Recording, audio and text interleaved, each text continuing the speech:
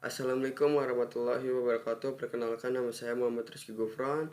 NIM saya 2892050006, Fakultas Ekonomi Bisnis, Program Studi Manajemen, semester 1, mata kuliah pengantar Ekonomi Mikro, dosen pengampu Ibu Ika Putri MPDE. Kali ini saya ingin menjawab soal ujian akhir semester. Yang pertama itu jelaskan teori perilaku konsumen dan produsen serta faktor apa saja yang mempengaruhi perilaku produsen dan konsumen tersebut. Yang kedua yaitu jelaskan upaya yang dapat dilakukan untuk meminimalisir biaya produksi. Yang ketiga itu apa yang dimaksud dengan pasar persaingan sempurna, jelaskan ciri-cirinya dan apa kelebihan dan kekurangan dari pasar ini. Yang pertama yaitu jelaskan teori perilaku konsumen dan produsen serta faktor apa saja yang mempengaruhi perilaku produsen dan konsumen tersebut. Yaitu teori perilaku produsen memiliki banyak analogi dengan teori perilaku konsumen.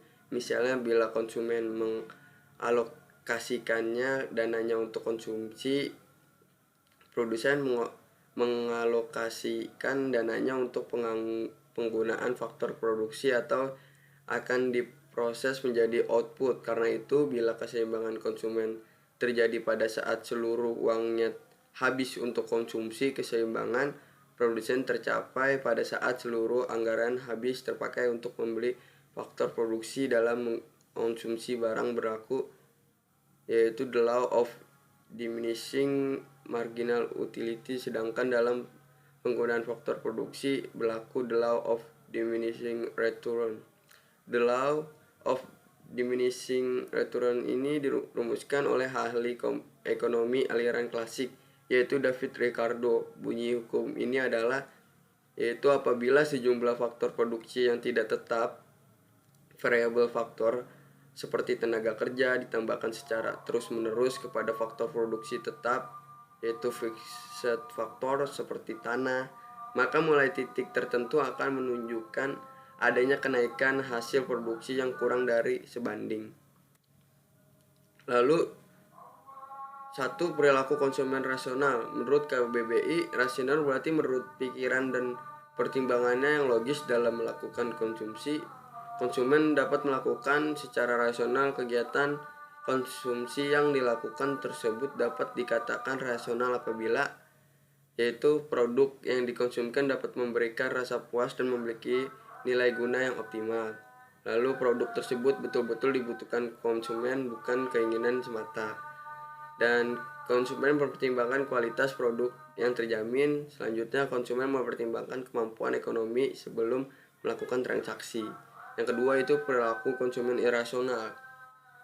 Kamu tentu tahu bahwa irasional adalah lawan kata dari rasional. Menurut KBBI, irasional berarti tidak berdasarkan akal atau penalaran yang sehat. Ternyata dalam melakukan kegiatan konsumsi, konsumen juga dapat bertindak irasional. Sebuah kegiatan konsumen dapat dikatakan irasional apabila pertama yaitu konsumen memberi produk karena tertarik pada promosi dan iklan, bukan berdasarkan kebutuhan. Yang kedua yaitu konsumen hanya mau menggunakan merek terkenal.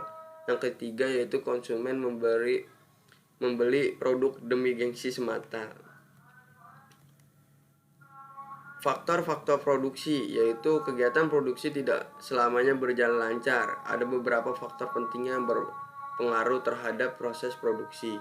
Dalam buku Mikroekonomi Teori Pengantar 2006 karya Sadono Sukirno dijelaskan beberapa faktor yang mempengaruhi produksi antara lain. Yang pertama yaitu bahan baku. Bahan baku sumber daya alam. Bahan baku berpengaruh positif terhadap sistem produksi. Semakin tinggi ketersediaan bahan baku, maka semakin banyak barang yang bisa diproduksi, sehingga output yang dihasilkan pun meningkat. Contoh bahan baku adalah lahan untuk pertanian dan perkebunan, yaitu bahan-bahan tambang, mineral, tembaga, dan gas alam. Dan lingkungan alam itu flora, fauna, serta air. Yang kedua itu modal. Modal tidak harus uang, tetapi juga bisa dalam bentuk alat-alat produksi. Semakin tinggi modal usaha, semakin banyak pula barang yang bisa dihasilkan. Modal sendiri ada beberapa jenis, yaitu berdasarkan sifatnya dan berdasarkan bentuknya. Berdasarkan sifatnya ada dua jenis modal, modal tetap dan modal lancar. Yang pertama itu modal tetap merupakan barang yang dapat digunakan berkali-kali dalam proses produksi. Yang kedua itu modal lancar, yaitu barang yang habis sekali pakai dalam proses produksi. Berdasarkan bentuknya terbagi menjadi dua, yaitu modal nyata dan tidak nyata. Modal nyata merupakan modal yang dapat dilihat secara nyata dalam proses produksi. Sedangkan modal tidak nyata adalah modal yang tidak dapat dilihat tetapi tetap memiliki nilai, contohnya keterampilan. Yang ketiga itu tenaga kerja. Tenaga kerja merupakan salah satu faktor yang berpengaruh positif terhadap sistem produksi. Dan selanjutnya itu jelaskan upaya yang dapat dilakukan untuk meminimalisir biaya produksi, yaitu yang pertama, cari cara untuk mendapatkan bahan baku dengan kualitas baik tapi dengan harga murah. Yang itu terutama filet daging atau ikan untuk pasukan resto atau hotel biasanya ukurannya standar, maka untuk membentuk ukuran ini seringkali pemasok memotong sisi pinggir daging. Nah, potongan sisa ini sama segar dan baiknya dengan filet itu sendiri, tapi harganya bisa turun hingga 70%. Nah, hal-hal seperti ini bisa kamu manfaatkan jika kamu seorang pebisnis kuliner. Dengan harga daging yang lebih murah, maka kemungkinan Anda untuk menekan biaya pun makin tinggi. Yang kedua itu cari tenaga kerja yang rendah biayanya. Rekrut tenaga kerja yang sesuai dengan kapasitas usaha Anda. Jika tidak perlu, jangan rekrut tenaga berpendidikan tinggi. Jika usaha Anda membutuhkan tenaga kerja dalam jumlah banyak, sebaiknya pilih lokasi dan akses tenaga kerja lebih mudah dan UMR lebih rendah. Pilih tenaga kerja asli daerah, karena kalau pendatang biasanya cenderung mengharapkan tingkat kesejahteraan lebih tinggi. Yang ketiga itu gunakan sistem take home job. Istilah ini sama dengan pekerjaan rumahan, artinya tenaga kerja Anda menjalankan pekerjaan mereka di rumah. Cara ini bisa menekan biaya sewa tempat usaha dan biaya peralatan usaha karena biasanya sudah disiapkan sendiri oleh pekerja di rumah. Yang keempat yaitu temukan sistem produksi yang paling efisien. Dalam berproduksi, pastikan sistem yang Anda jalankan dalam proses produksi memang sudah efisien. Cari tahu pada sisi mana mungkin terjadi kebocoran dana dan pemborosan dan lakukan tindakan segera untuk mensiasatinya. Libatkan semua ini produksi untuk membuat sistem yang paling efisien. Lalu apa yang dimaksud dengan pasar persaingan sempurna? Definisi pasar persaingan sempurna yaitu pasar dengan jumlah penjual dan pembeli yang berjumlah banyak serta produk atau barang yang homogen. Dalam kasus ini baik penjual dan pembeli tidak dapat memengaruhi harga karena harga nantinya harus merupakan kesepakatan antara penawaran dan permintaan. Pada dasarnya setiap permintaan terbentuk dari kemauan konsumen, sedangkan penawaran datang dari keinginan produsen. Kedua hal ini dipengaruhi oleh struktur dan informasi nantinya struktur. Ciri-ciri pasar persaingan sempurna yaitu tidak semua pasar bisa dikatakan sebagai pasar pesaing sempurna. Harus ada ciri-ciri tertentu terjadi di dalam ruang jual beli tersebut. Ini dia ciri-ciri atau tanda-tanda yang dimaksud. Yang pertama itu harus ada penjual dan pembeli yang jumlahnya sama banyak. Ciri-ciri yang pertama ialah harus ada penjual dan pembeli yang jumlahnya sama banyak. Dengan kondisi semacam ini tentu penjual tidak bisa memainkan harga karena pasti pembeli mengetahui informasi tentang harga asli yang beredar di pasar tersebut. Maka dari itu, berapapun banyaknya barang yang diberi harganya tidak akan berubah. Dalam konteks ini yang menentukan keberhasilan transaksi dan kekuatan penawaran dan permintaan atas sebuah produk. Yang kedua itu pedagang bebas menutup atau membuka usaha. Di dalam sistem pasar persaingan sempurna, pihak perdagangan diberi kebebasan untuk menutup atau membuka usahanya. Jika sistem ini dirasa merugikan, maka silakan niaganya dihentikan maupun sebaliknya. Ciri-ciri ini berbeda dengan pasar jenis lain. yang biasanya pihak pedagang hanya boleh menutup usahanya pada waktu tertentu. Ini biasanya tercantum dalam surat perjanjian sebelum membuka usaha. Yang ketiga itu barang yang dijual bersifat homogen. Agar tidak terjadi perbedaan harga dan kualitas barang, maka di struktur pasar ini produk yang dijual harus setipe atau homogen. Sehingga sekalipun pembeli membeli pada perdagangan lain, harga dan kualitasnya tetap sama. Dan produk homogennya maksudnya produk yang dibutuhkan oleh masyarakat, tetapi hanya satu kategori saja, seperti produk yang berupa bahan-bahan pokok, di dalamnya sudah termasuk bahan makanan dan selainnya. Yang keempat itu penjual dan pembeli mengetahui informasi harga dan yang jelas.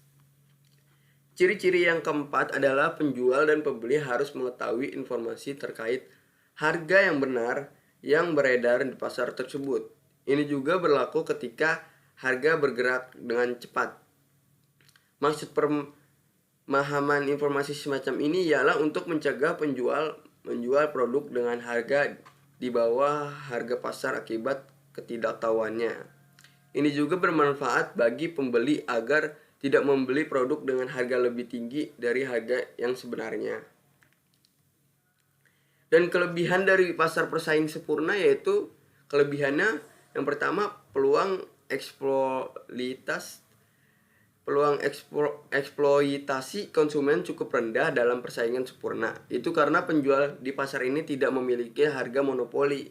Dengan demikian mereka tidak memiliki pengaruh apapun terhadap harga produk atau mereka tidak dapat membebani konsumen lebih tinggi dari harga normal.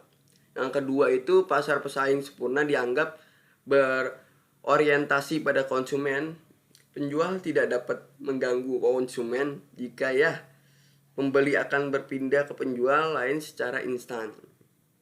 Yang ketiga itu di struktur pasar ini sangat sedikit atau tidak ada biaya iklan karena produknya homogen.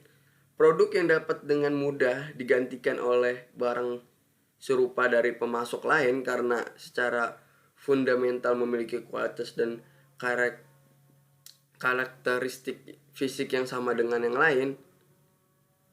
Dan selanjutnya yang keempat, juga tidak perlu mengeluarkan banyak uang untuk iklan karena penjualan akan terjadi secara otomatis jika perusahaan menentukan harga lebih rendah dari pesaing. Dan kekurangan dari pasar pesaing sempurna yaitu yang pertama dalam bentuk struktur pasar ini, penjual tidak mendapatkan motivasi apapun untuk menghadirkan inovasi atau menyertakan fitur tambahan dalam produk. Ini karena penjual tidak dapat dikenai biaya tambahan untuk fitur-fitur tambahan tersebut karena pembeli dapat pindah ke penjual lain. Yang kedua itu lokasi memainkan peran besar dalam menghasilkan penjualan. Perusahaan yang berlokasi di lokasi utama cenderung mendapatkan lebih banyak penjualan daripada yang tidak. Yang ketiga itu ada sangat sedikit hambatan untuk memasuki pasar pesaing sempurna karena perusahaan manapun dapat memasuki pasar ini untuk menjual produk. Itu berarti kemungkinan persaing akan lebih banyak. Dan sekian saya Muhammad Rizky Gufron. Bila ada salah kata dan ucapan saya dalam menjelaskan mohon dimaafkan. Terima kasih. Wassalamualaikum warahmatullahi wabarakatuh.